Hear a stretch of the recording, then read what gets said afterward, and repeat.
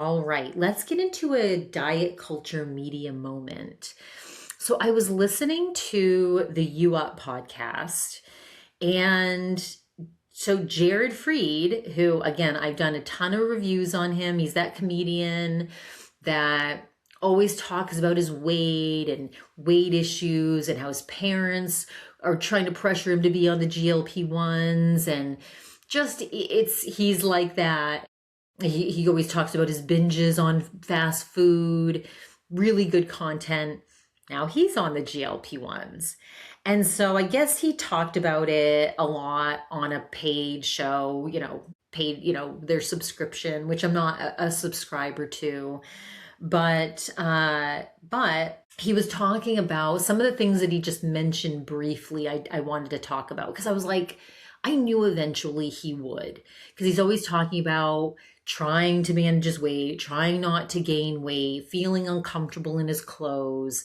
So and the food noise. He constantly talked about the food noise, but it was also a huge part of his comedy. So I was thinking, oh, maybe, he's probably fighting this desire to use them for the benefits, for the weight loss, for blah blah blah. But also probably wondering, is it going to ruin his comedy shows, and will he have content? And so anyway, so him and Sammy were on the show together. Now Sammy is the owner of the Betches that used to be on Diet Starts Tomorrow. She's now lost a ton of weight on the GLP-1s.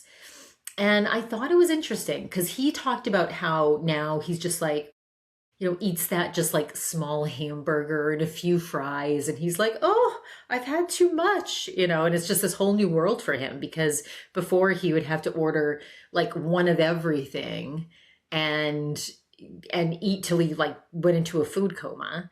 And now he's just like picking like a light bird. Now, Sammy talked about, and here's the thing, I fucking love her honesty. I really do. I appreciate honest people like this. She talked about how she hates preparing food.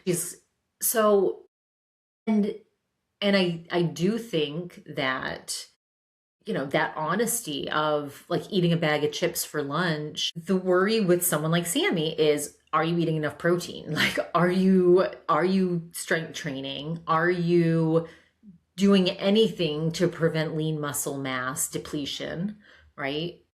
Obviously, sometimes you're not going to be hungry. You're not going to always make the best choice at every single meal. But if the majority of the time you're just doing something like grabbing a bag of chips for lunch, or not consciously and intentionally eating protein, your body is going to consume its own lean muscle. It just is. And that is not a good thing for future health. It's just not. So I do have concerns for people that are not really focused on consuming more protein. The other thing that I did appreciate that she talked about, and this is off topic, but she's married, and I was curious if she was going to have children.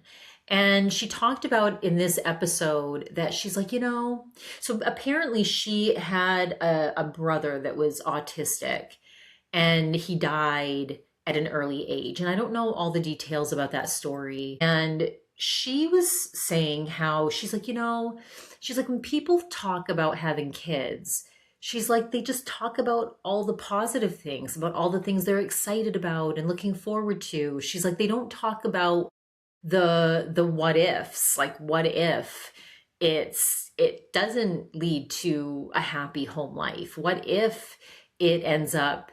And I think that's where I've always got that place of fear, where you're not supposed to come from a place of fear, obviously, but those are the things that I think of. And I think I related to her very much when she was talking about that.